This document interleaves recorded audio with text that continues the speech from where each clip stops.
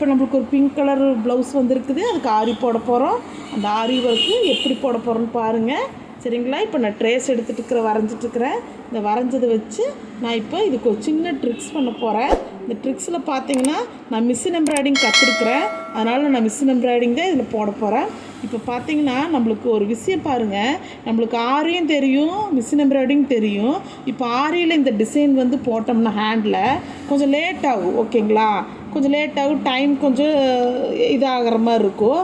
ஆனால் நான் எம்ப்ராய்டிங் மிஷின்லேயும் நான் பண்ணுறங்காட்டி இப்போ பார்த்திங்கன்னா நான் இதில் 2 in 1 வேலை பண்ணுறேன். அது வெளியிலேருந்து பார்க்குறவங்களுக்கு நான் ஹேண்டில் போட்ட மாதிரி தான் தெரியும், உங்களுக்கெல்லாம் தெரியும். இப்போ பாருங்கள், இப்போ நான் ஹேண்ட்லேயே இது அழகாக போட்டிருக்கிறேன்.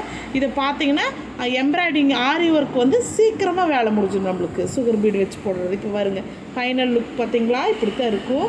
நம்ம பார்த்திங்கன்னா உள்ளே ஹேண்டில் போட்ட மாதிரியும் இருக்குது, ஆனால் அதே சமயத்தில் நம்மளுக்கு மிஷின்லேயும் போட்ட ஈஸி மெத்தேடு. இப்போ சூப்பராக இருக்குது பாருங்கள் ஃபைனல் லுக்கு. இது ஸ்டிச் பண்ணதுக்கப்புறம் இது பாருங்கள் லுக்கு எவ்வளோ சூப்பராக இருக்குது பாருங்கள். இது ரொம்ப ரொம்ப அழகாக இருக்குது, கொஞ்சம் கிராண்டாக தான் இருக்குது பார்க்குறக்கு. பேக்கெல்லாம் பார்த்திங்கன்னா சுகர் பீடு வச்சு செயின் ஸ்டிச், அதாவது ஸ்டோன் ஸ்டிச் வச்சு பண்ணியிருக்கிறேன்.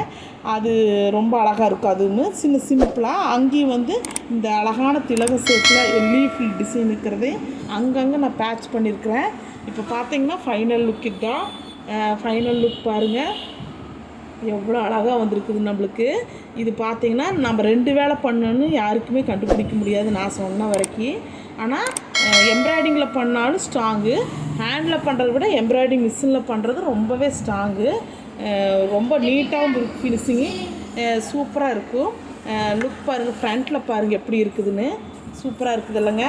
இப்போ ஃபைனல் லுக் பாருங்கள், ரொம்ப அழகாக இருக்குது இல்லைங்க. இதே மாதிரி தான் உங்களுக்கு அடுத்தடுத்த ப்ளவுஸ் எல்லாம் கண்டிப்பாக காட்டுறேன். ஓகேங்களா?